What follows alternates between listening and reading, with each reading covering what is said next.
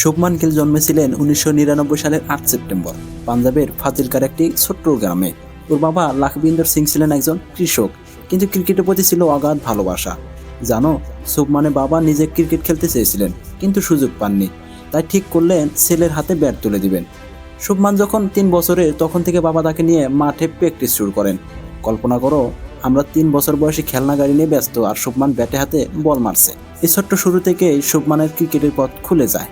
2014 সালে মাত্র 14 বছর বয়সে শুভমান পাঞ্জাবের ইন্টার ডিস্ট্রিক্ট আন্ডার-16 টুর্নামেন্টে 351 রান করে সবাইকে তাক লাগিয়ে দেন। এই ম্যাচে তিনি আর নির্মল সিং মিলে 587 রান ওপেনিং পার্টনারশিপে করেন। এটা একটা রেকর্ড। এরপর বিজয় মার্চেন্ট ট্রফিতে আন্ডার-16 স্তরে শুভমান ডাবল সেঞ্চুরি করে। এই পারফরমেন্স তাকে বিসিসিআইয়ের জুনিয়র ক্রিকেটার অ্যাওয়ার্ড এনে দেয়। টানা 2 বছর 2013 থেকে 14 আর 2014 থেকে 15 এই সময় তিনি বিরাট কোহলির সাথে মঞ্চে পুরস্কার নিতে দাঁড়ান। কল্পনা করো, তোমার আইডলের পাশে দাঁড়িয়ে পুরস্কার নিচ্ছে, কি ফিলিং। কিন্তু এই সাফল্যের পিছনে ছিল একটা বড় ত্যাগ।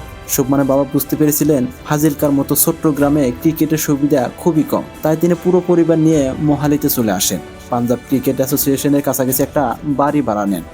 এটা ছিল বড় সিদ্ধান্ত। আমাদের মধ্যে অনেকেই বাড়ি ছেড়ে অন্য শহরে যাওয়ার কথা ভাবলেই ঘাম ছুটে যায়, তাই না? কিন্তু শুভমানের বাবা ছেলের স্বপ্নের জন্য সব ঝুঁকি নিয়েছিলেন। মোহালিতে এসে শুভমানের প্রতিভা আরও উজ্জ্বল হয়ে ওঠে। তিনি সকাল 4টায় উঠে প্র্যাকটিস শুরু করতেন, স্কুলে যেতেন, আবার বিকেলে মাঠে।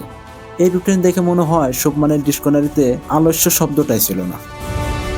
এই পরিশ্রম তাকে নিয়ে যায় ক্রিকেটের বড় মঞ্চে। 2018 সালে শুভমান ভারতের আন্ডার-19 বিশ্বকাপ দলের ভাইস ক্যাপ্টেন হন। নিউজিল্যান্ডে এই টুর্নামেন্টে তিনি 372 রান করেন। পাকিস্তানের বিরুদ্ধে সেমিফাইনালে তার অপরাজিত 102 রান ছিল মাস্টার ক্লাস। রাহুল দ্রাবিড়, সচিন টেন্ডুলকার, সৌরভ গঙ্গোপাধ্যায় সবাই তার প্রশংসায় পঞ্চমুখ। শুভমান এই টুর্নামেন্টের প্লেয়ার অব দ্য টুর্নামেন্ট হন, আর ভারত চতুর্থবারের মতো শিরোপা জিতে।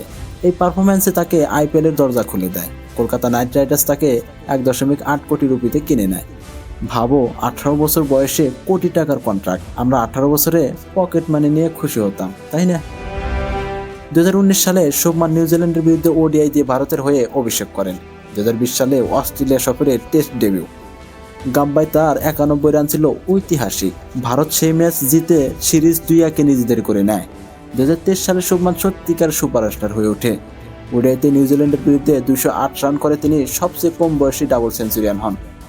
টি-20তেও 126 রানের ইনিংস খেলেন। 2023 আইপিএলে তিনি গুজরাট টাইটান্সের হয়ে 890 রান করে অরেঞ্জ কাপ জিতেন। আমার মনে হয় বোলাররা শুভমানের নাম শুনলে এখন ঘুমের মধ্যে চিৎকার করে। শুভমানের ব্যাটিং দেখলে মনে হয় তিনি ক্রিকেটের জন্য জন্মেছেন। তার টাইমিং, শট সিলেকশন আর শান্ত মেজাজ, এগুলো তাকে আলাদা করে। আমার মনে হয় তিনি বিরাট কোহলির উত্তরসূরি হতে পারেন, তবে চ্যালেঞ্জ আছে।